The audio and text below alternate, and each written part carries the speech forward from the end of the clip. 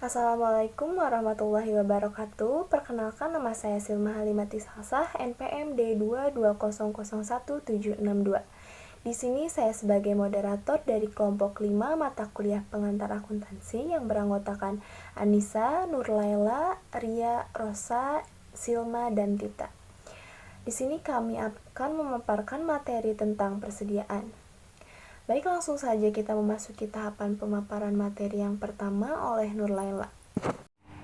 Perkenalkan, nama saya Nurlaila, NPM D2 21655. Di sini saya akan menjelaskan pengertian persediaan dan penilaian pelaporan persediaan. Persediaan adalah pos-pos aktiva yang dimiliki oleh perusahaan untuk dijual dalam operasi bisnis normal atau bisnis yang akan digunakan untuk dikonsumsi dalam membuat barang yang akan dijual. Dapat disimpulkan bahwa persediaan atau inventory merupakan aktiva perusahaan yang menempati posisi yang cukup penting dalam suatu perusahaan, baik itu perusahaan dagang maupun perusahaan industri atau manufaktur. Apalagi perusahaan yang akan bergerak di bidang konstruksi. Hampir 50% dana perusahaan akan tertanam dalam persediaan, yaitu untuk membeli bahan-bahan bangunan. Berdasarkan penjelasan ini, maka perusahaan jasa tidak memiliki persediaan. Perusahaan dagang hanya memiliki persediaan barang dagang, sedangkan perusahaan industri memiliki 3 jenis persediaan, yaitu persediaan bahan baku, persediaan bahan dalam proses, dan persediaan barang jadi atau siap untuk dijual. Dalam laporan keuangan, persediaan merupakan hal yang sangat penting karena baik laporan laba rugi maupun tidak akan dapat disusun tanpa mengetahui nilai persediaan. Kesalahan dalam penilaian persediaan akan langsung berakibat kesalahan pada laporan laba rugi maupun neraca. Yang selanjutnya, penilaian dan pelaporan persediaan. Persediaan barang dagang atau merchandise inventory adalah barang-barang yang dimiliki perusahaan untuk dijual kembali. Untuk perusahaan pabrik atau manufaktur, yang termasuk dalam persediaan adalah barang-barang yang digunakan untuk kegiatan proses produksi selanjutnya. Persediaan dalam perusahaan manufaktur terdiri dari persediaan bahan baku, persediaan bahan dalam proses, dan persediaan barang jadi. Persediaan barang dagang pada umumnya dinilai pada harga terendah antara harga perolehan dan harga pasar atau nilai yang diharapkan untuk direalisasikan. Cara penilaiannya harus diungkapkan dalam laporan keuangan. Yang selanjutnya, persediaan dalam laporan keuangan. Dalam laporan keuangan, persediaan barang dagang disajikan baik di neraca maupun di laba rugi. Yang pertama, persediaan barang dagang yang tercantum di laporan neraca atau laporan posisi keuangan mencerminkan nilai barang dagang yang ada pada tanggal neraca. Biasanya juga merupakan akhir dari suatu periode akuntansi atau persediaan barang dagang akhir. Yang kedua, persediaan barang dagang yang tercantum di laporan laba atau rugi muncul dalam laporan harga pokok penjualan atau HPP. Saya akan menjelaskan tentang metode penilaian persediaan. Ada 3 metode penilaian persediaan menurut PSAK 14, yaitu 1. Metode harga pokok. Dalam metode ini, harga pokok akhir akan dicantumkan dalam neraca. Metode ini tidak membedakan antara harga pokok persediaan dan nilai persediaan dalam neraca. Harga pokok persediaan barang dapat ditentukan dengan LIFO, FIFO, atau rata-rata tertimbang, dan hasilnya akan dicantumkan dalam neraca tanpa perubahan. 2. Harga pokok atau harga pasar yang lebih rendah. Harga pasar biasanya diartikan sebagai harga yang harus dibayar oleh perusahaan pada tanggal neraca. Untuk menentukan dengan nilai berapakah persediaan barang akan ditentukan dalam neraca, pertama kali dibandingkan antara harga pokok dengan harga pasar, lalu dipilih yang lebih rendah. 3. Harga jual. Metode penilaian harga jual mendasarkan pada prinsip harga pokok untuk penilaian persediaan, yaitu dengan mencantumkan persediaan dengan harga jual bersihnya dapat diterima asal dipenuhi syarat-syarat sebagai berikut. 1. Ada kepastian bahwa barang-barang itu akan dapat dijual dengan harga yang telah ditetapkan. 2. Merupakan produk standar yang pasarnya mampu menampung serta sulit untuk menentukan harga pokoknya. 3. Penyimpanan dengan penilaian sebesar harga jual biasanya dilakukan untuk produk dari tambang dan hasil-hasil pertanian atau peternakan. Saya Ria Angelita, NPM D22001-747 akan menyampaikan tentang sistem pencatatan persediaan. Pencatatan barang-barang persediaan penting dilakukan oleh perusahaan untuk mencatat harga suatu barang, baik barang yang akan dijual maupun barang yang digunakan untuk kegiatan operasional sehari-hari. Ada dua jenis sistem pencatatan persediaan. Yang pertama perpetual, yang kedua periodik.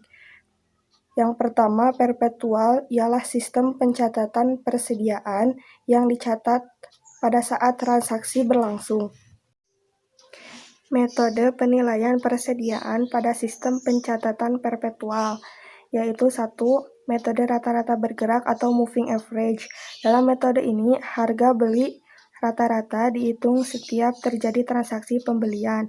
Harga pokok penjualan persatuan didasarkan pada harga rata-rata saat terjadi transaksi penjualan. Yang kedua, metode FIFO atau first in, first out. Metode ini beranggapan bahwa barang yang pertama kali dijual ialah barang yang pertama kali dibeli.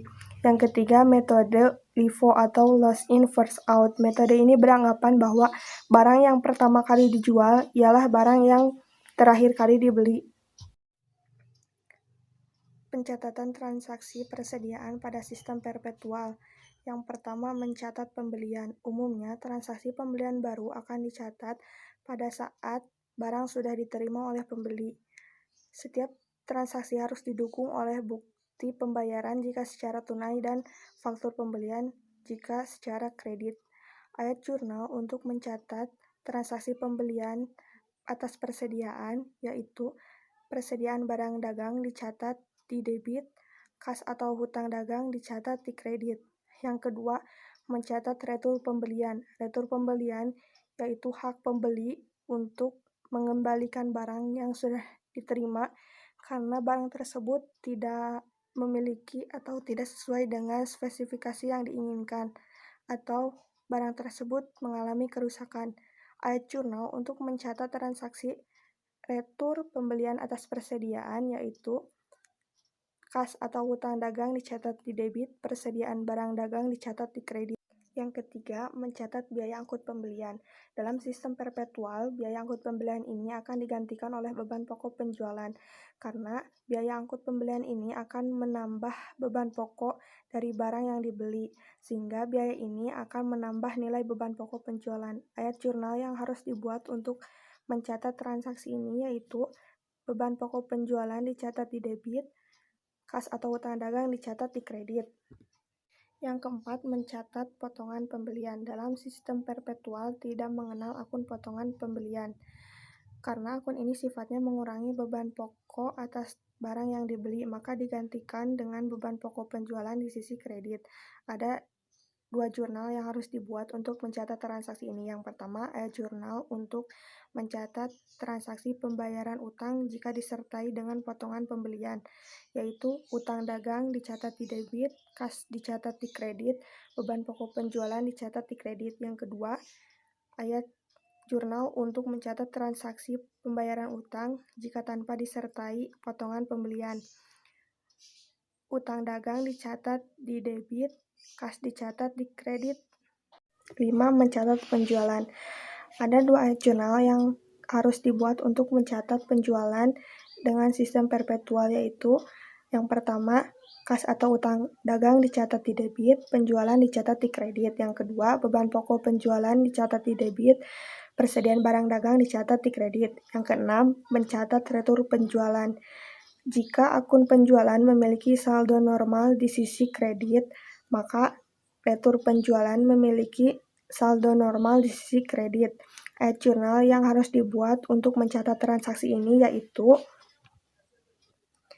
retur penjualan dicatat di debit, kas atau utang dagang dicatat di kredit, persediaan barang dagang dicatat di debit, beban pokok penjualan dicatat di kredit. Yang ketujuh, mencatat potongan penjualan. Sama seperti retur penjualan, potongan penjualan juga termasuk akun kontra dari akun penjualan.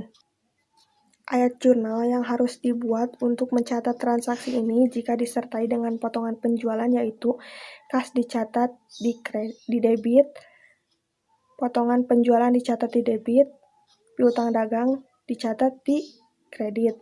Sedangkan ayat jurnal yang harus dibuat untuk mencatat transaksi ini jika tanpa disertai dengan potongan penjualan yaitu kas dicatat di debit, piutang dicatat di kredit.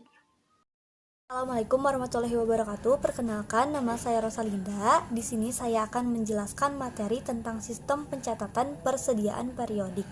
Sistem periodik merupakan sistem yang mengharuskan akunting untuk mencatat penjualan sesuai dengan bukti transaksi pada akhir bulan. Wajib mengecek persediaan barang dan mengetahui berapa sisa persediaan setelah transaksi jual beli selama satu periode pencatatan.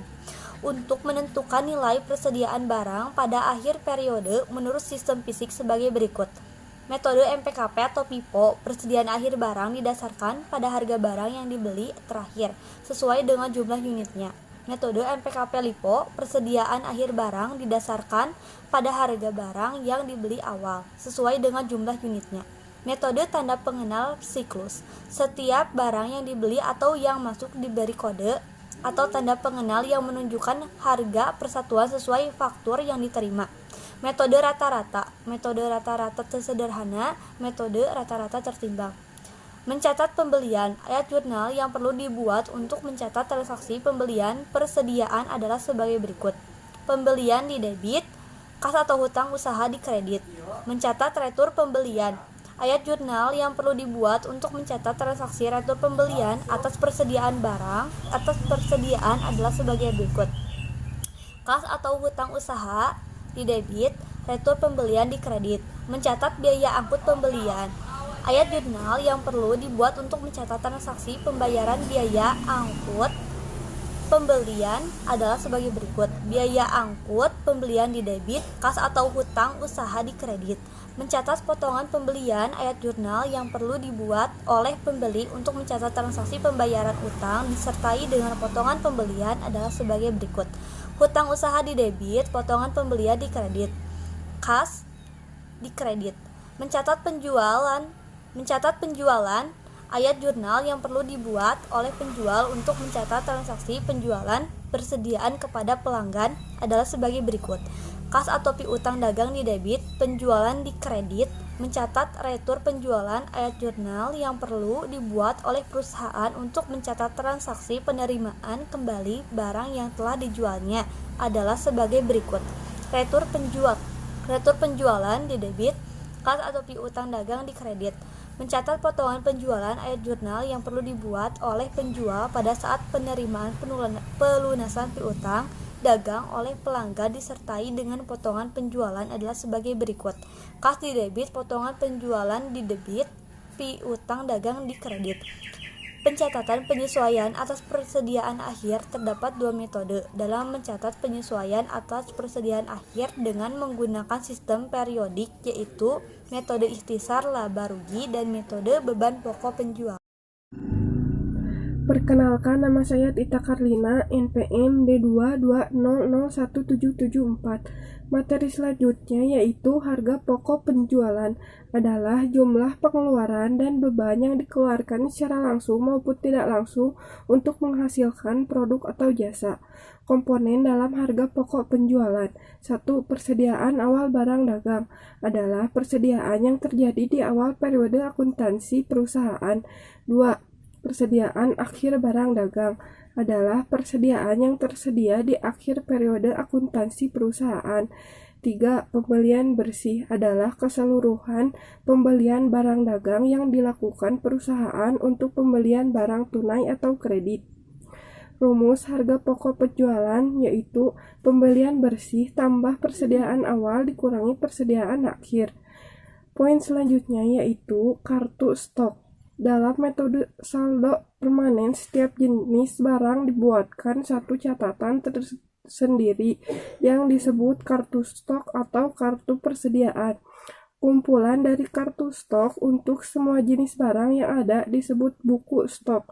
Ada 3 hal yang dicatat dalam kartu stok, yaitu penambahan, pengurangan, dan saldo yang ada setelah terjadi suatu transaksi. Kartu stok menyediakan 3 kolom untuk hal tersebut, dibagi menjadi 3 subkolom, yaitu banyaknya unit atau kuantitas, harga pokok per unit, dan jumlah atau kuantitas dikalikan harga pokok per unit. Tiap transaksi dicatat kuantitas barangnya, harga pokok per unit, jumlah nilainya. Penambahan dalam kartu stok berasal dari pembelian barang dan penjualan retur. Pengurangan dalam kartu stok berasal dari penjualan barang dan pembelian retur. Sekian, terima kasih. Baik, itulah pemaparan materi dari kelompok kami. Mohon maaf apabila ada kesalahan dan kekurangan. Wabillahi taufiq wal hidayah. Wassalamualaikum warahmatullahi wabarakatuh.